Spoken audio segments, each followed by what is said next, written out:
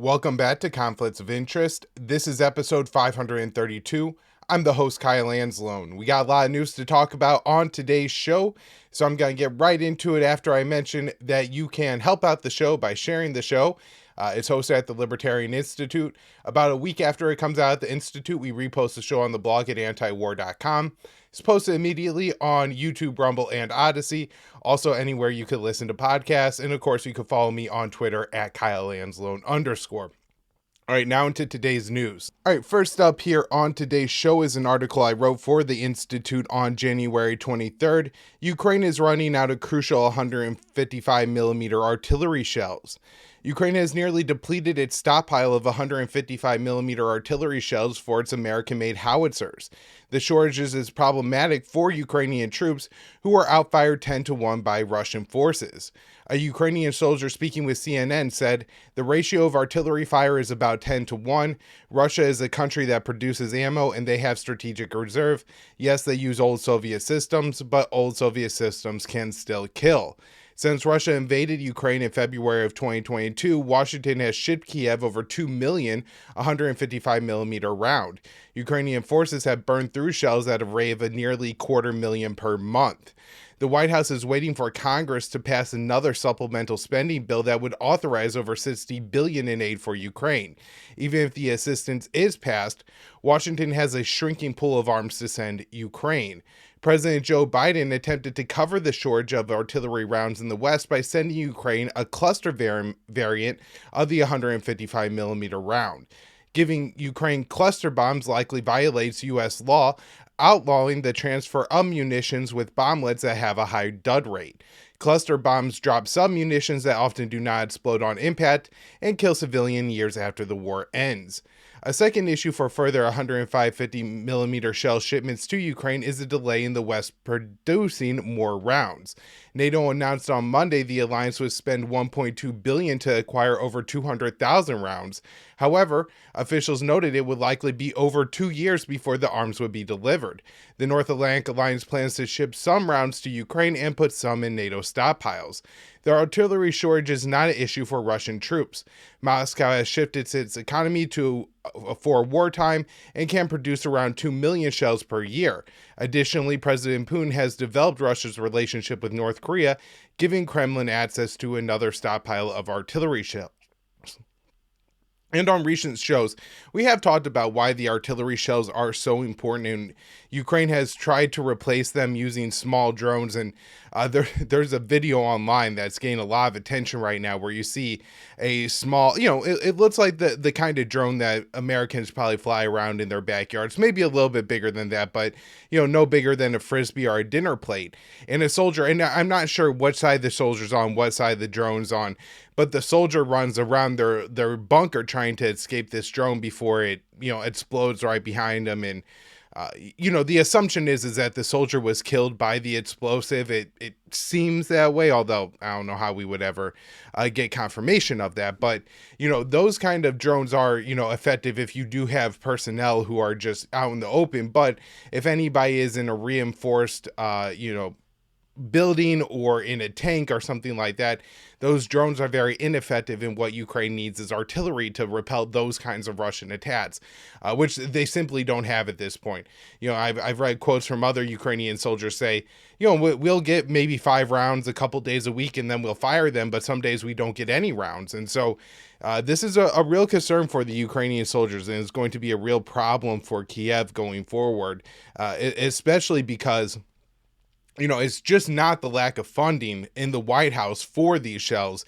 It's that the production is slow, and the U.S. has not only reached its red line levels in its own stockpiles, but also has pressure from Israel to ship shells. And apparently we've given about 50,000 to Israel since October 7th. At least, I should say. That number, I think, is from November, and we just haven't gotten an update on it. Next up here, this one from Dave DeCamp at antiwar.com. Turkish parliament approves Sweden's NATO membership. Turkey's parliament ratified Sweden's NATO bid on Tuesday, bringing Stockholm one step closer to join the military alliance. Turkey's General Assembly voted 287 to 55 to approve Sweden's NATO bid about a year and a half after Stockholm submitted its application. Hungary is the final NATO country that needs to approve Sweden's membership. The Hungarian Prime Minister Orban said Tuesday that he invited the Swedish Prime Minister for a visit to Hungary to negotiate on Sweden's NATO accession, but Stockholm appeared to decline the invitation. And so my assumption is once Turkey approved it, Hungary would just go ahead and approve Sweden's NATO bid.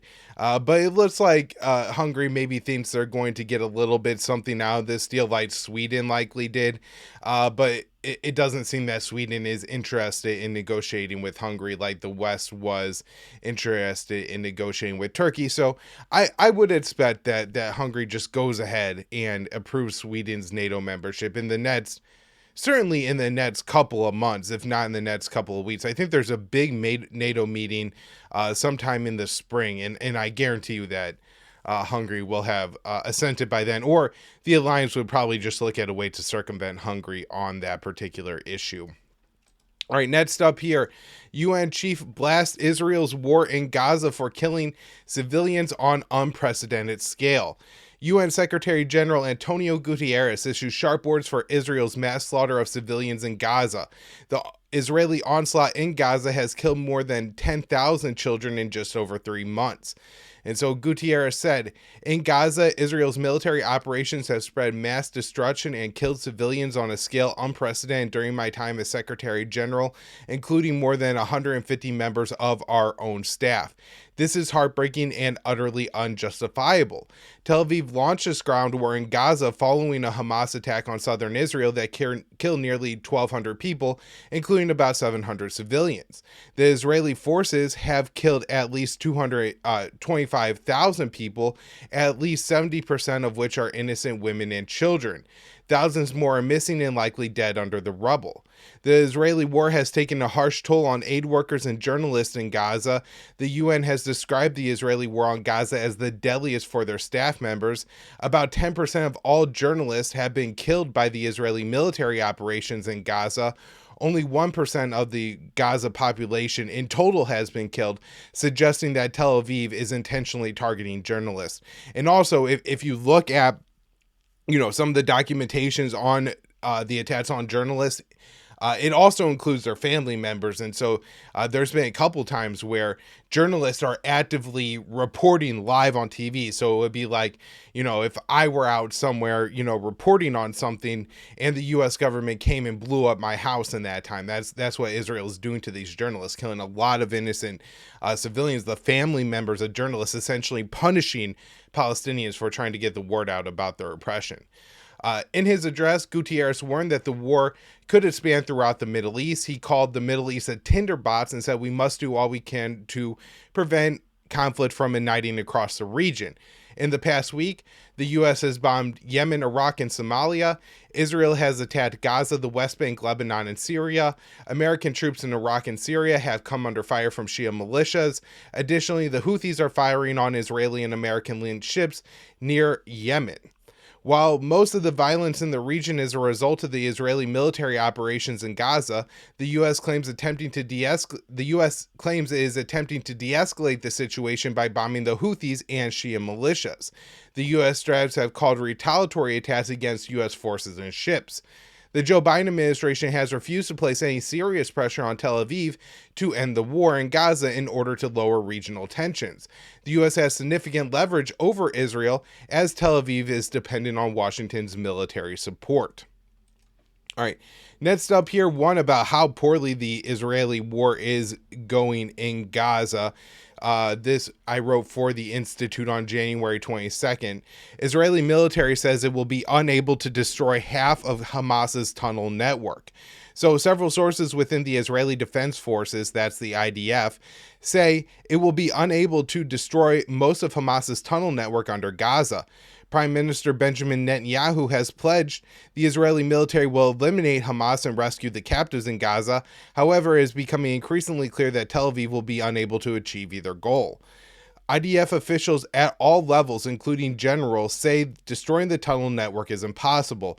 And so this is a quote from a Haaretz article. Haaretz is Israeli media newspaper.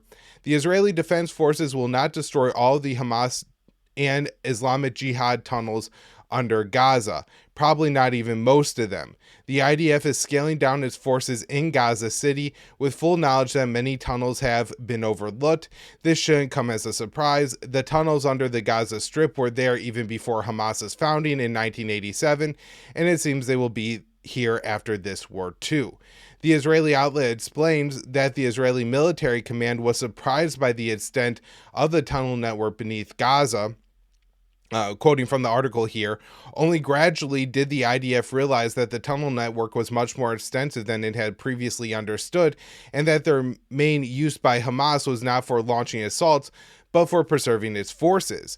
Another assumption that was proven wrong was that it would be enough to control the ground above for a few weeks for Hamas fighters starved for food, water, and oxygen to be forced to emerge.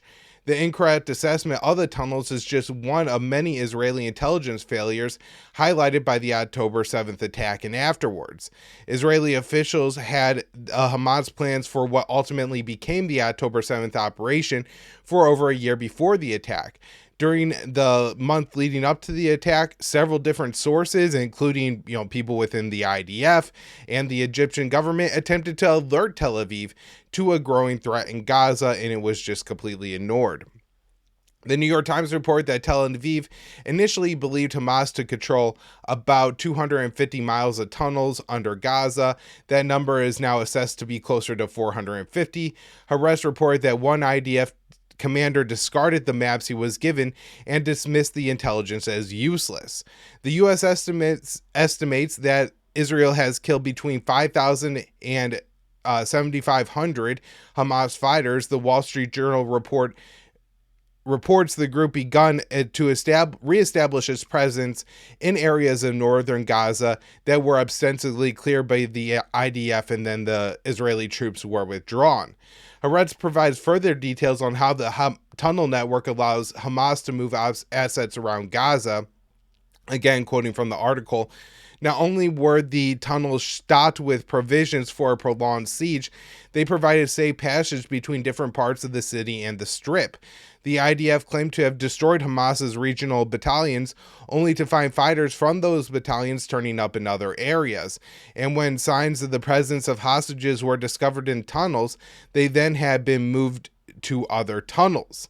The acknowledgement of the IDF of its inability to take out Hamas's infrastructure comes as several reports have documented that Israel will be unable to achieve its military objectives in Gaza, rescuing the hostages and eliminating Hamas. And then this is my last quote here from the Haaretz article. A day will come when the Israeli security establishment will have to admit that destroying the tunnel network was never a realistic objective. The IDF can perhaps deal with the prospect of a threat from underground, but the tunnels will remain beneath Gaza. And of course, one of the reasons that this is so important is Israel says that it's going to continue its military campaign in Gaza until Hamas is eliminated. The U.S. says that they're going to support Israel in this endeavor, and Israel is just carrying out a genocide in Gaza. And so if its stated goals are unachievable to eliminate Hamas, to take out this tunnel network, then they could essentially wage this war forever and effectively eliminate the Palestinians from Gaza with full U.S. support. That seems more or less what's going on here. Now, this is, I think, a really interesting story. So 21 Israeli soldiers killed after Hamas rocket triggered mine explosion. This is from Dave DeCamp, January 23rd at antiwar.com. 21 Israeli soldiers were killed on Monday when they came under attack by Hamas in the Gaza Strip near the Israeli border. The soldiers came under attack while they were planting mines to demolish two buildings in central Gaza, and a Hamas RPG hit a nearby tank, which likely triggered the mines and collapsed the building on the troops, according to the IDF. And so this is the IDF statement. At around 4 p.m., an RPG was fired at a tank securing the forces, and simultaneously an explosion occurred in a two-story building. The building collapsed due to this explosion while most of the forces were inside and near them. And I'm just going to say, I am very, very skeptical of this story, and that skepticism I felt like was reaffirmed when I saw the ranks of the men that were killed. I'm assuming they were all men, that were the IDF soldiers that were killed in this building. I think there were 4 people that were the rank of either major general or brigadier general, and the rest all seemed to be some kind of officers, right? Majors mostly. But these were not privates. These were not the people that you would expect that Israel would send to this location to plant explosives. And so I have no idea what was going on in this building. It also seems odd to me that these 21 soldiers, it would have had to have been a massive explosion. If the building collapsed on top of them, you would assume that the IDF would have had, they have a nearby tank. They have things to pull off the rubble and maybe save a couple of these guys. So there's just a few things here that seem really strange about this story. And I wonder if we're going to get more information here. Now, Dave also in his article here mentions something else really important that we didn't talk about on the show last week. He says, Israel's demolitions with planted mines have come under increasing criticism since it means Israeli forces are able to plant the explosives throughout buildings. Matt Lee, a reporter for the Associated Press, recently confronted State Department spokesperson Matthew Miller about the Israeli forces blowing up Isra University south of Gaza City. And so if anybody, I'm sure most of you have probably seen this video. It's been circulating pretty widely online, has even run on some news coverage. It is, a fairly large structure that obviously underwent a controlled demolition. And I'm not sure if you saw the confrontation between Lee and Miller, but this is what Lee said to Miller. To do that kind of explosion, you need to be in there. You had to put the explosives down, and it takes a lot of planning and preparation to do.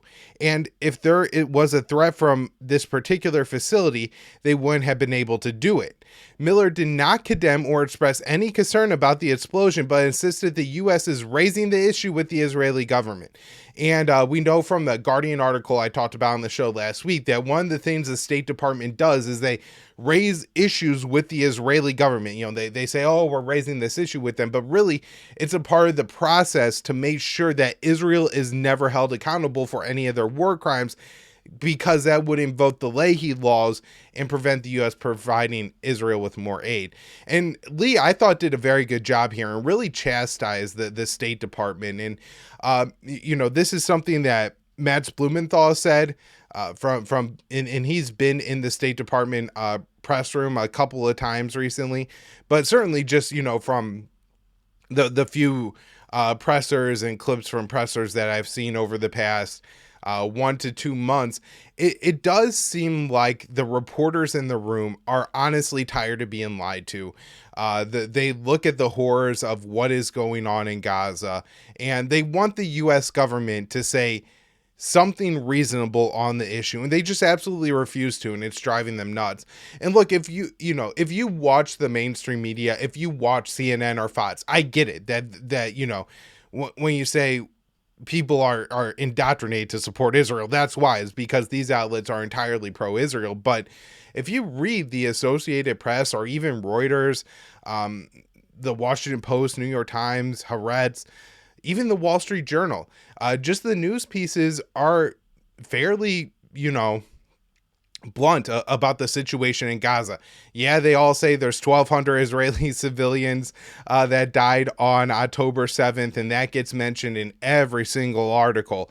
But at the same time, there is some reporting on the truth. And so I think the people that are, reporting on the truth want the U.S. government, when Israel is committing obvious war crimes, to come out and say Israel is committing obvious war crimes, and they just refuse to do it. So Lee ended his, kind of back and forth with Miller there by saying, but it doesn't matter what was under the building because they obviously got in there to put the explosives down. Because Lee tried to say, well, we don't know what was under that building. And that's basically just, the Israeli propaganda line that allows them to do whatever they want. All right, this one was really interesting. From Dave DeCamp, January 22nd, antiwar.com. Relatives of hostages disrupt Israeli Knesset meeting demanding more action. So relatives of Israeli hostages being held in Gaza disrupted a meeting of the Israeli Knesset Finance Committee and demanded the government do more to secure the release of their family members. "You will not sit here while our children die," the protesters yelled, according to the Times of Israel. Some carried pictures of their family members chanting, "Release them now, now, now." The protesters had to be forcibly removed from the Knesset meeting. The protest came the day after Israeli Prime Minister Netanyahu publicly rejected an offer from Hamas to release over 100 Israelis who are still being held captive in Gaza. In exchange, Hamas wanted the release of Palestinian prisoners, a ceasefire, and Israeli troops to withdraw from Gaza. So this is from Netanyahu on Monday. "In exchange for the release of our hostages, Hamas demands the end of the war, the withdrawal of our forces from Gaza, and the release of all murderers and rapists, and leaving Hamas intact. I outright reject this surrender of the monsters of Hamas." And look, that request from Hamas seemed quite ambitious, although it could have been viewed as a opening point for negotiations or something like that, other than being outright mocked by Netanyahu in public. On Monday, Netanyahu met with the representatives of the Israeli hostage families and claimed in a statement that there was no real proposal from Hamas. He said, "There is an initiative of ours, and I will not elaborate." Now, one other thing that I want to mention on the hostage issue here that I thought was really interesting is about a week ago, one of the family members of an Israeli hostage who was killed in Hamas after October 7th, and this wasn't one of the 3 hostages that was gunned down, claims that he was, I believe it was the hostage was killed by Israeli fired poison gas. And so initially I was a little bit skeptical of this claim for a couple reasons. One, whenever you have family members of victims, they could get things wrong. And it's very easy to say, "Oh, this is the mother of the dead kid." But, the mother of the dead kid is thinking emotionally and not rationally. And so I was very skeptical of this reporting. Also, I know that war zones are very complicated. And even if somebody is killed with poison gas, especially in an extensive tunnel network, that doesn't particularly mean that was intentional. If he's being held in a storeroom somewhere with some weapons and some cleaners and some other things like that, if a bomb hits it and causes all of that to spill, things commit together. This actually happened in Khan Sheikhoun, Syria. This is the cause for that chemical weapons attack, was the mixing of chemicals that were held in an Al-Qaeda storehouse that was hit by I believe, Syrian airstrike. And so, these kinds of things do happen in war zones. And so I had really assumed that the truth was a lot more gray than this woman was putting out there. In fact, she even had to put on the headstone, the tombstone for the dead man. And apparently that was removed. So then Haaretz, again, Israeli mainstream liberal outlet, puts out a story saying that the Israeli government needs to provide some answers here. And the Israeli government, I thought their statement would be, "We are not using poisonous gas in Gaza. This could not have been us. It must have been Hamas." And that was not their statement. They said they're looking into this. So it seems to me at this point that these claims that Israel is maybe even intentionally targeting their own hostages in Hamas may hold in Gaza may hold some weight. All right, next up here. Report: Israeli offers Hamas 2-month ceasefire for release of all hostages. Axios reported on Monday that Israel had proposed to Hamas through Egyptian and Qatari mediators a 2-month ceasefire as part of a multi-phase deal that will include the release of all remaining Israeli hostages. The report comes the day after Israeli Prime Minister Netanyahu publicly rejected an offer from Hamas to exchange all hostages in exchange for a ceasefire, withdrawal of Israeli troops, and the release of thousands of Palestinian prisoners. The Israeli offer would not end the war, but the 2-month period is the longest ceasefire Israel has offered so far. Again, this doesn't seem like something that is reasonable that Hamas would accept. I think Hamas will probably look to hold on to at least a handful of captives until Israel is willing to exchange them for the end of the conflict.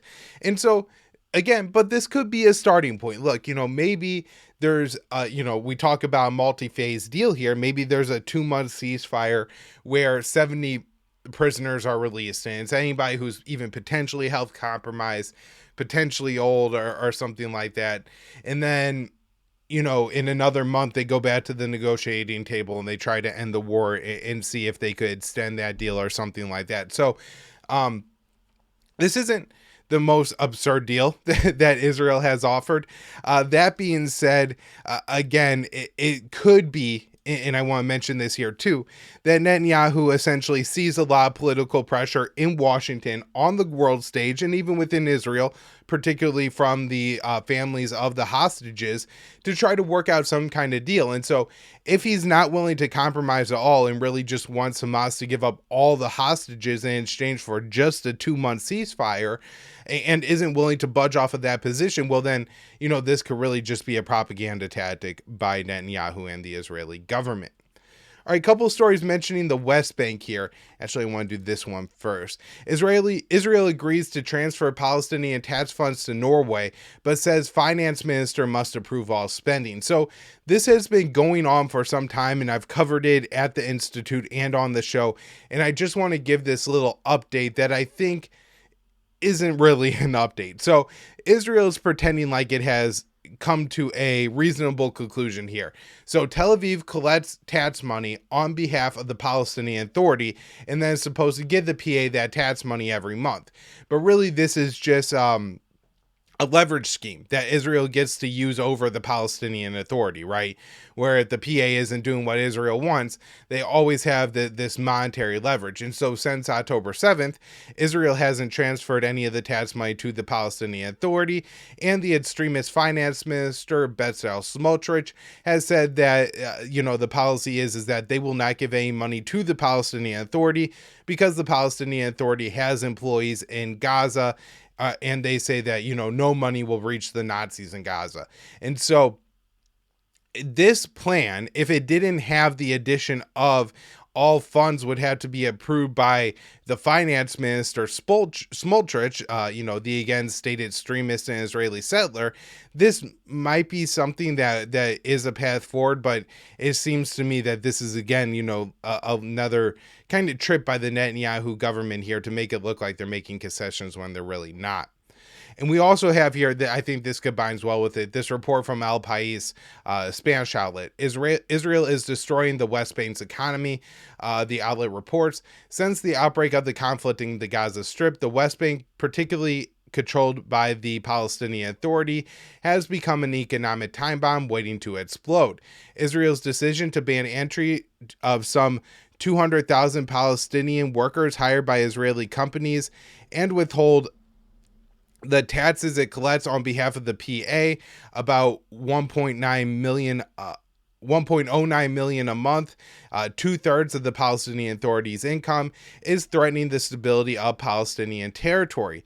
The cut in public employees' salaries and the loss of the 434 million that cross-border workers inject into the economy each month have pushed the Palestinian economy to the brink of collapse as businesses struggle with empty cash registers and rising debt.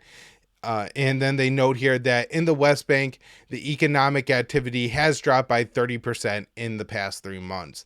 And as I've talked about on the show, this is really a very crucial point for the Biden administration. So Biden's long-term vision for Gaza is that the Palestinians will live there under the Palestinian Authority. However, Israel has really, tied down the Palestinian Authority over the last couple of months here. And so, restricted the Palestinian Authority and potentially leading to the collapse of the PA. And if the PA collapses, that would completely undercut whatever Biden wants to do in Gaza. All right, next up here, Senator Coons admits Netanyahu divides Palestinians by weakening the PA, the Palestinian Authority, and accepting Hamas. So I thought this was a really wild omission on CNN by a Democrat senator that has completely gone unnoticed. Coons is very close to Biden, and let me get into what he said here. So Democrat Senator Chris Coons explained on CNN that Israel's Prime Minister Benjamin Netanyahu has long worked against a Palestinian state by weakening the Palestinian Authority and accepting Hamas. During Netanyahu's decades-long rule in Israel, Tel Aviv has used division between Hamas and the PA to argue Israel has no partner to negotiate with. On CNN's State of the Union, host Dana Bash asked Coons if Netanyahu was an obstacle to peace and ending the war in Gaza. And this is what she said. Netanyahu has a record of dividing the PA in the West Bank and weakening. Oh, this is Coons' response to Dana Bash here. Sorry. So he said Netanyahu has a record of dividing the PA in the West Bank and weakening it, and accepting the leadership of Hamas. And if you watch the video, that you really wonder what word he was reaching for in his brain there, because it kind of sounds like that he wanted to say strengthening the leadership of Hamas, which would be more accurate and more truthful, but he went with something more political, which is just accepting. So that Tel Aviv has deliberately undermined the two-state solution and aided Hamas while degrading the Palestinian Authority is confirmed in statements made by Netanyahu himself and other top Israeli officials. However, that truth is rarely spoken in U.S. politics. And so this is a statement from Netanyahu's address to the Israeli Knesset. Anyone who wants to thwart the establishment of a Palestinian state has to support the bolstering of Hamas and transferring the money to Hamas. This is part of our strategy to isolate Palestinians in Gaza from Palestinians in the West Bank. It's impossible to reach an agreement with them. Everyone knows this. But we control the height of the flames. And what he's saying with we control the height of the flames is that, we don't have to worry about Hamas because they're only as strong as we allow them to get. In 2018, Netanyahu allowed the flow of millions of dollars in cash to Hamas to ensure the group remained in control of Gaza. And so this is from a Haaretz report in, I believe, November of 2018. The flows of $15 million in cash from Qatar entering the Gaza Strip in suitcases cast a ridiculous light on his repeated claims of being tough on Hamas. And when they're talking, said his repeated claims, Netanyahu's repeated claims of being tough on Hamas. In reality, Netanyahu is conducting indirect negotiations with Hamas, though he and his government religiously refuse to confirm this. The Qatari cash, which will help preserve Hamas's hold on Gaza, could not have entered without Netanyahu's approval. Netanyahu is now waging a brutal war in Gaza, claiming the goal is to eliminate Hamas. The Israeli military operations in Gaza have killed at least 25,000 people, including more than 16,000 women and children. Tel Aviv has severely restricted aid into the Strip, creating a humanitarian crisis that is now threatening the lives of hundreds of thousands of Palestinians. Biden made several requests of Netanyahu, including reducing civilian casualties and working towards the creation of a Palestinian state. While the Israeli leader has publicly defied the White House's appeals, the American president has refused to provide any conditions on the billions in military aid Washington provides to Tel Aviv annually. All right, a few more stories before we wrap up here, kind of going through some of the other confrontations going on in the Middle East. This from Jason Ditz, antiwar.com, January 23rd. Hezbollah targets command center in northern Israel. For the second time this month, Hezbollah reports targeting an Israeli air command center in northern Israel with rockets. The base was on top of Mount Meron, was heavily used for aerial command before it was badly damaged earlier this month in a Hezbollah retaliation to an assassination. This time, Hezbollah is reporting the strikes were in response to further assassinations as well as Israeli attacks on civilians in southern Lebanon and Syria. Hezbollah comments on Syria likely referred to a Damascus attack that killed 5 Iranian advisors in a residential building that was destroyed. The assassinations have occurred intermittently in Lebanon, with senior officials targeted as the opportunity presents itself. The most recent such attack killed a Hezbollah operative, yet reportedly, the main target of the drone strike was able to survive. The latest string of tit-for-tat strikes began with the assassination of Salah Harori, a Hamas figure who was responsible for the hostage exchange, who was killed in Beirut. Hezbollah, angered by the strikes on the Lebanese capital, responded with rocket fire against various Israeli targets, and it seems to favor hitting the Mount Meron base because it is a high-profile target and poorly defended site. Israel has made a big deal about using the Iron Dome to shoot down incoming missiles fired at its territory, yet Hezbollah largely uses rockets meant for anti-tank fire, and the defense system is not generally effective at intercepting these. Increasingly, Israel is focused on southern Lebanon as a legitimate war zone, and it is being called a war in every way but the official name. Ground operations are talked about as if they are inevitable, with Israel amassing tens of thousands of troops in the north. The number of troops preparing for the fight with Hezbollah is nearly the same that are currently deployed in the open-ended Gaza Strip war.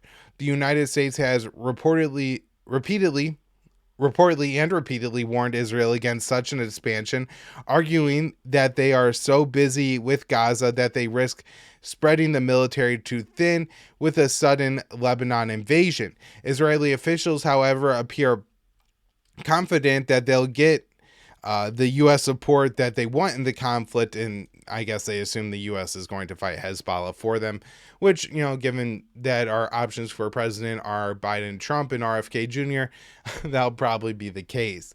All right, next up here. U.S. launches more airstrikes in Iraq as tensions soar. This Dave DeCamp, January 23rd, antiwar.com. The U.S. launched another round of airstrikes in Iraq on Tuesday as tensions continue to soar in the region. Secretary of Defense Lloyd Austin said in a statement that the strikes targeted 3 facilities used by complete Hezbollah and other Iranian-affiliated groups, referring to the Shia militias of Iraq. A correspondent for Al Mayadeen said the strikes targeted the positions of the Popular Mobilization Forces, the PMFs, in several areas. The PMF is a coalition of Iraqi militias that was formed in 2014 to fight ISIS and is a part of the Iraqi security forces. The correspondent said the strikes on Jerf al-Nasar, a town south of Baghdad, killed at least 2 people. Austin said the strikes were in retaliation for attacks on U.S. bases in Iraq and Syria that started in mid-October in response to President Biden's support for the Israeli slaughter in Gaza.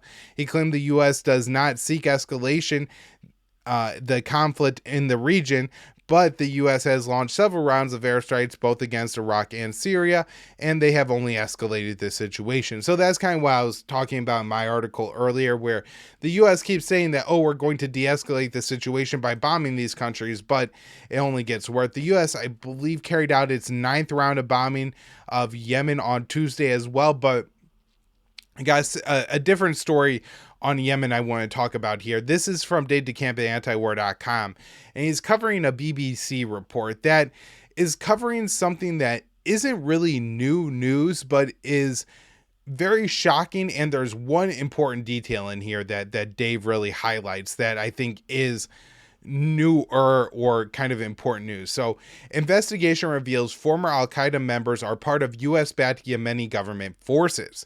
So, an investigation from the BBC has revealed that the UAE recruited Al-Qaeda members who now work for the Southern Transitional Council, STC, in Yemen, and this is a group in southern Yemen. So, you have the Houthis in the north.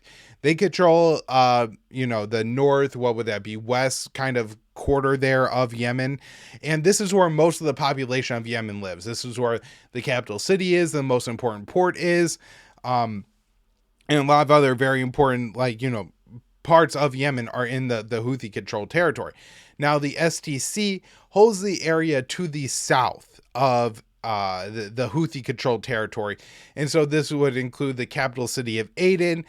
There's a split for, I believe it was, at least at the start of the war, the 4th largest city in Yemen, Taiz, between the Houthis and the SDC forces.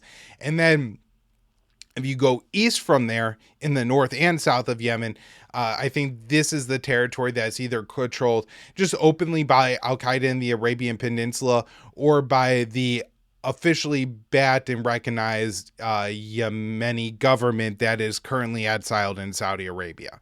So that's, kind of, if you're trying to figure out which party are we talking about here, we're talking about the UAE-backed forces, the Southern Transitional Council, and they're going to be operating around the southern port city of Aden and other areas of that region. So the UAE joined Saudi Arabia in invading Yemen in 2015 to fight the Houthis, who are officially known as Ansar Allah.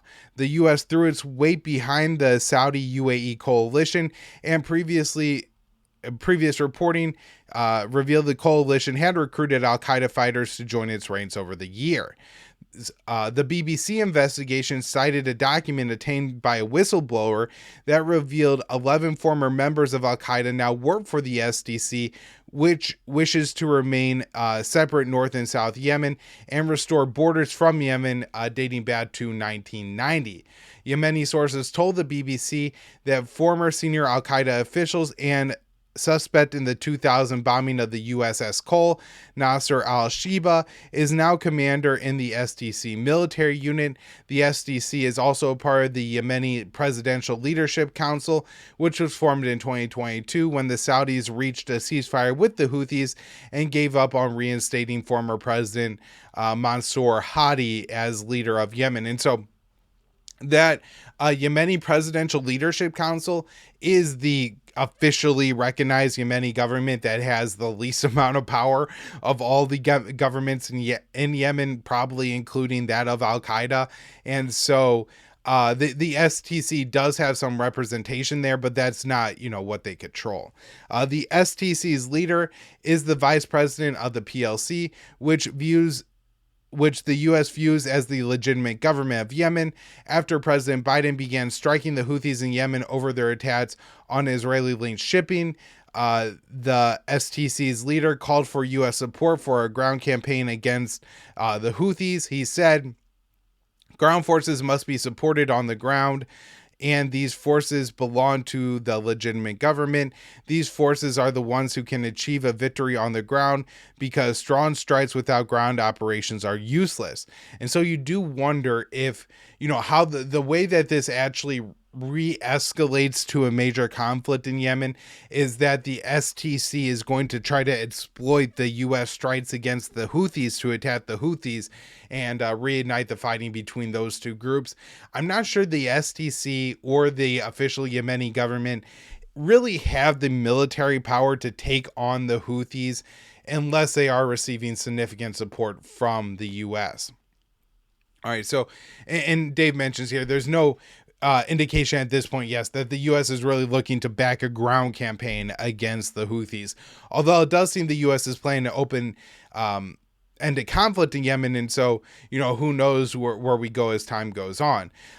So the BBC investigation focused on revelations about the UAE's involvement in targeting killings in Yemen. It found that starting in 2015, the UAE hired American mercenaries to kill members of the Al-Islah Party, which I think is Yemen's branch of the Muslim Brotherhood, which is outlawed in the UAE, but not considered a terrorist organization by the U.S. So these are clearly political figures in Yemen, imams and other politicians who have been killed by the UAE. I think the number the BBC put is there's been over 100 of these assassinations. And again, so the really new piece of this is that, we've had the UAE hire American mercenaries to train former members of al-Qaeda to carry out political assassinations in Yemen over a long period of time. It is quite a striking revelation, especially when you consider what the U.S. has been doing in Yemen during that time, is taking the side of the UAE in Saudi Arabia, the Southern Secessionists, the STC, the Yemeni government against the Houthis, who are the avowed enemies of AQAP, and our current sitting Secretary of Defense was once the head of U.S. Central Command, and when he was working with the Houthis to target AQAP. All right, last up here. This from Day to Camp, antiwar.com. U.S. launches airstrikes in southern Somalia, says 3 al-Shabaab killed. Of course they do. All right, the U.S. launched airstrikes in Somalia on January 21st. U.S. Africa Command announced on Tuesday, marking it the first known bombing of the country in 2024. AFRICOM said in a press release that the strikes consisted of 2 separate engagements against al-Shabaab about 20 miles north Kismayo, a port city in southern Somalia. The command said the strikes were launched at the request of U.S.-backed Mogadishu-based government. The command said its initial assessment found 3 al-Shabaab fighters were killed and claimed no civilians were harmed, but AFRICOM is notorious for undercounting civilian casualties, and the U.S. military operations in Somalia are shrouded in secrecy. So it's pretty rare that anybody is actually able to get to the side of the U.S. strike to interview local residents and figure out who was killed when the U.S. kills people in Somalia. However, it does, when they do, they usually don't come back and say, oh, what AFRICOM reported was completely correct. They report, actually, no al-Shabaab fighters were killed and just a bunch of civilians were. So likely, if we ever do get any actual reporting on this strike, that's what we will find. All right, everybody, that's where I'm going to wrap up the show for today. Thank you all so much for tuning in. I'll be back with more later in the week. And if you haven't yet already, check out my appearance this week on Judge Napolitano's show, Judging Freedom, that's out at his YouTube channel. I'll throw it up on the blog at the Libertarian Institute today. And thank you all for tuning in. I'll be back with more later in the week.